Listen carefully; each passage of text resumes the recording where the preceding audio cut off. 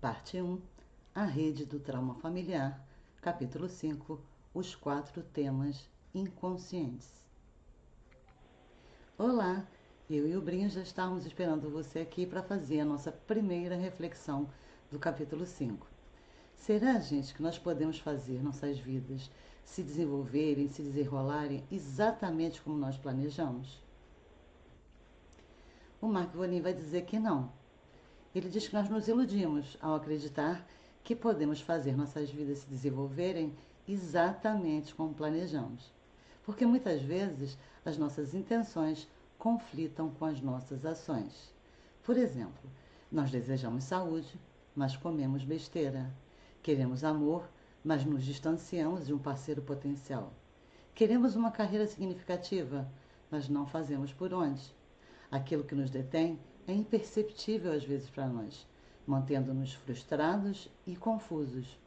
Culpamos os nossos pais por acontecimentos infelizes. Focamos nas falhas da nossa criação. Examinamos os mesmos pensamentos repetidas vezes, mas sem a identificação da origem dos nossos problemas, as queixas, diz ele, apenas perpetuam nossa constante infelicidade. E eu também vou fazer questão de ler aqui o fragmento da abertura do capítulo. Vamos lá? Os vínculos mais fortes são aqueles com as pessoas que nos deram a luz. Dificilmente importa quantos anos se passaram, quantas traições ocorreram, quanto sofrimento acometeu a família. Nós permanecemos conectados, mesmo contra a nossa vontade. E é uma boa abertura de capítulo para o que vem por aí. Já voltamos. Sentindo o fluxo da vida. Como chegamos até aqui?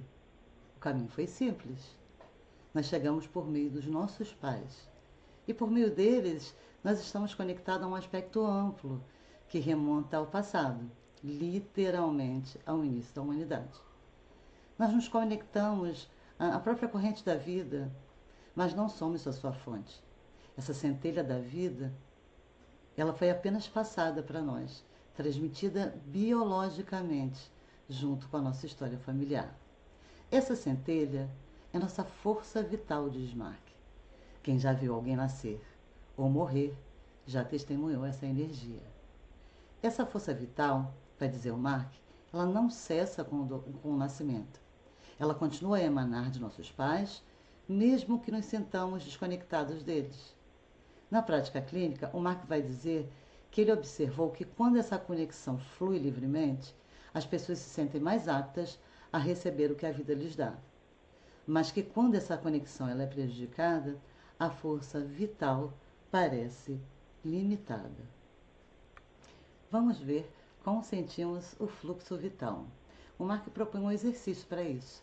Ele diz que a força vital que emana de nossos pais, ela flui para nós livremente e que a nossa única função é recebê-la. Ele pede para visualizá-la como o fio principal que fornece eletricidade a uma casa. Todos os outros fios que se ramificam nos vários ambientes dependem dele para obter energia. Não importa, gente, o quão bem feita seja a fiação nessa casa. Se a conexão com o fio principal for prejudicada, o fluxo será afetado. Vamos ver, ele pede que a gente visualize os nossos pais biológicos parados na nossa frente. Se a gente não os conhece ou não consegue fazer essa visualização direta, apenas sentir a presença dos nossos pais. E aí, observar as sensações físicas, emocionais que a gente vai sentindo. Eu os recepciono ou os expulso? Sinto que eles me recepcionam? Eu tenho sentimentos diferentes entre o pai e a mãe? Meu corpo está relaxado ou tenso enquanto eu os visualizo?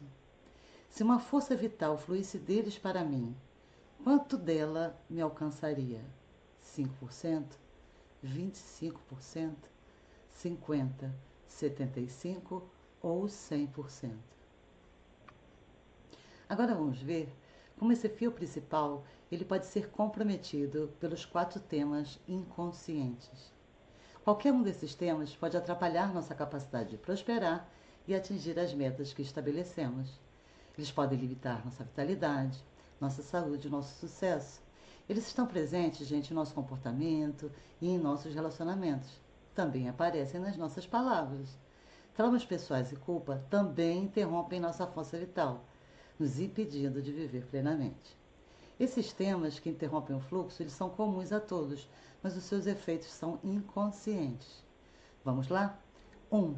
Nós nos fundimos com um dos nossos pais. 2. Nós rejeitamos, culpamos, afastamos um dos nossos pais. 3. Nós sofremos uma ruptura de vínculo inicial com a nossa mãe. 4. Nós nos identificamos com um membro familiar que não sejam papai e mamãe. Mark Bolin nos traz esse exercício de visualização para visualizar a nossa mãe e a história dela. Também pode ser realizado com a história paterna. Vamos ler os itens. Número 1. Sua mãe está parada na sua frente. Feche os olhos. Visualize-a cercada por todos os eventos traumáticos. Número 2. Relembre toda a história familiar dela, as tragédias que vêm à mente. Número 3. Imagine-a como bebê, criança, jovem, tentando se proteger da dor. Número 4. O que seu corpo sente ao considerar o que ela deve ter sentido? Que sensações? Em que parte do corpo? 5. Você pode sentir ou imaginar como deve ter sido para ela? Número 6. Isso te comove? Você sente compaixão? 7. Dirija-se a ela em seu coração. Mãe, eu entendo. Mãe, eu entendo. 8.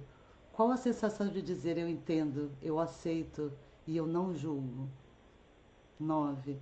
O que acontece ao seu corpo ao dizer essas palavras para ela? 10. Há alguma parte do seu corpo que relaxa, se abre ou parece mais leve? O autor nos propõe o seguinte exercício para verificar se houve uma ruptura no vínculo inicial com nossas mães. Algumas pessoas, quando isso ocorre, elas desenvolvem a rejeição materna. Outras têm como resultado um certo grau de ansiedade nas relações com o parceiro. Essa ansiedade ela pode se manifestar na dificuldade para manter um relacionamento ou até mesmo na falta do desejo de se relacionar, bem como na decisão de não ter filhos.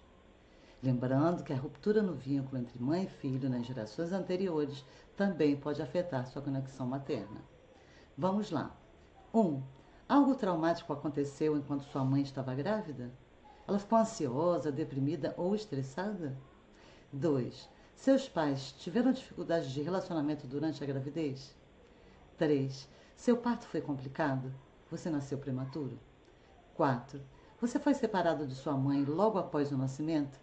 Sua mãe teve depressão pós-parto? 5. Você foi adotado? 6.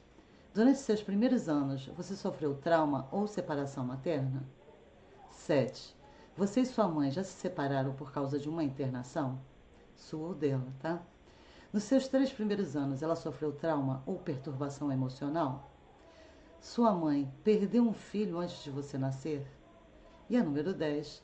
A atenção de sua mãe foi direcionada a um trauma que envolveu um de seus irmãos? Vamos pensar sobre isso na relação da gente com as nossas mães.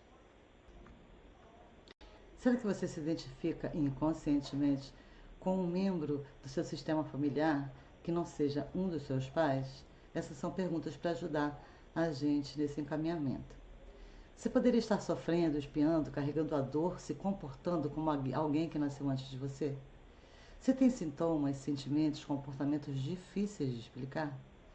A culpa ou a dor impediram um parente de amar ou passar pelo luto? Alguém ou algo causou a rejeição desse parente na família? Houve um trauma, um acontecimento terrível, doloroso ou vergonhoso que ninguém menciona? Você poderia estar conectado com esse acontecimento, vivendo de forma semelhante à pessoa de que ninguém fala? Você poderia estar revivendo o trauma desse parente como se fosse seu? Vamos pensar sobre essas questões e se você tem um trauma familiar, é ótimo esse exercício, vamos fazê-lo. Mark vai nos trazer alguns exemplos para ilustrar os temas inconscientes. A primeira história é a história de Gavin e vai ilustrar o tema fusão com sentimentos, comportamentos ou experiências de um dos pais. Ele chega no consultório do Mark relatando que tomou uma série de decisões financeiras que custaram a ele e a sua família todas as suas economias. E aí, a partir das perguntas transicionais, ele lembra a história de que quando ele era pequeno, o seu pai apostou todas as economias da família nas pistas de corrida. A mãe de Gavin pegou as crianças e voltou para a casa dos pais. A partir disso, ele raramente viu o pai, a quem a mãe se referia como egoísta, apostador compulsivo e fracassado. Então, na sessão, embora ele não tivesse feito a conexão antes, ele agora vê que repetia a experiência de fracassado do pai. Outra história é a história da Tricia. Ela vem ilustrar o tema inconsciente, julgar, culpar, rejeitar ou afastar um dos genitores. Ela chegou no consultório do Mark e disse que seus relacionamentos duravam pouco e ela já estava prestes a deixar o atual parceiro. Ela o descreveu como insensível e que nunca estava presente quando ela necessitava. Mark percebeu que ela descrevia a mãe de maneira similar, como distante e emocionalmente indisponível. Na sessão, ela também comentou, e Mark já estava observando, que a sua mãe descrevia sua avó como egoísta e emocionalmente indisponível. A avó de Tricia ficou órfã e foi morar com uma tia, onde se sentia estranha e tornou-se ressentida. E aí foi feita essa conexão, não é, desse tema inconsciente. Outra paciente do Mark vai ilustrar o tema inconsciente, ruptura no vínculo inicial com a mãe. Suzanne, 31 anos, mãe de 2 filhos, se aterrorizava com a ideia de uma proximidade física com a mãe. Ela vai dizer que ela nunca gostou de ser abraçada por ela e revelou que não tinha uma relação física afetuosa com o marido. Ela também revela que quando a mãe vem abraçar, a sensação que ela tem é que a mãe está sugando as energias dela. Com as perguntas tradicionais e a investigação familiar, ela conta também que quando ela tinha 9 meses, passou por 2 semanas sozinha no hospital com pneumonia. Obviamente, era a percepção dela, porque a mãe tinha outros filhos e se dividia entre cuidá-la no hospital e cuidar os outros filhos em casa. E isso foi uma ruptura no vínculo inicial com a mãe dela, e após uma ruptura, vai dizer o Mark, a criança pode hesitar no momento de restabelecer essa conexão com a mãe. Identificar a origem da sua repulsa promoveu, felizmente, a restauração do vínculo da Suzane com a mãe. E para ilustrar o tema inconsciente, identificação inconsciente com um membro do sistema familiar que não seja um dos seus pais, a história de Megan. Megan se casou com Dean aos 19 anos. Mas aos 25 ela estava na cozinha, olhou para ele e sentiu algo estranho. Repentinamente sentiu um torpor e percebeu que seu amor havia se extinguido completamente. Ao perceber o quão estranho era seu amor profundo desaparecer assim, procurou ajuda, procurou o Mark. E ela percebeu aí na sessão que a avó dela, após a investigação profunda das perguntas transicionais, que a avó dela tinha 25 anos quando o marido, amor da sua vida, morreu afogado. Isso, claro, foi um trauma enorme. Ela nunca mais se casou e pouco ou nada se comentava na família. Após esse insight, Megan experimentou uma mudança interna. Os sentimentos pelo marido estavam retomando. O Mark vai trazer para a gente um exemplo hipotético de como os 4 temas inconscientes podem se conectar. O cenário é o seguinte. Primeiro, uma tragédia ocorre. O irmão mais velho de uma criança de 2 anos morre repentinamente, deixando pais enlutados e um irmão novo demais para entender o que aconteceu. Pode ocorrer, diz Mark, por exemplo. 1. A criança pode se fundir com a dor da mãe ou do pai. Ele compartilha a dor dos pais a partir da fantasia de que pode salvá-los. O Hellinger, a gente já tinha comentado em capítulos anteriores sobre esses laços de lealdade. Número 2. Aos 2 anos de idade, a perda da atenção parental seria confusa. Na tentativa de se proteger, ela pode se afastar ou se blindar dos sentimentos avassaladores e a rejeição. 3. A morte do primogênito pode fazer a mãe se fechar por longo tempo, fragmentando o vínculo terno e vigoroso com o filhinho de 2 anos. 4. Para afastar a dor, os familiares se recusam até falar no nome do falecido, um terreno fértil para o enraizamento de uma identificação posterior.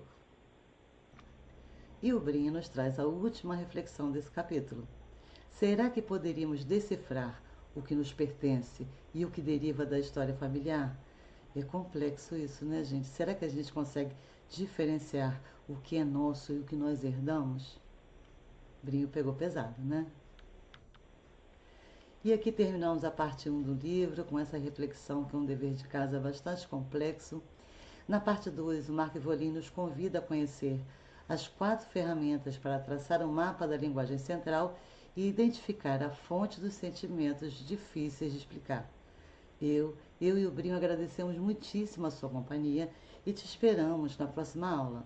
Até já e um enorme abraço fraterno.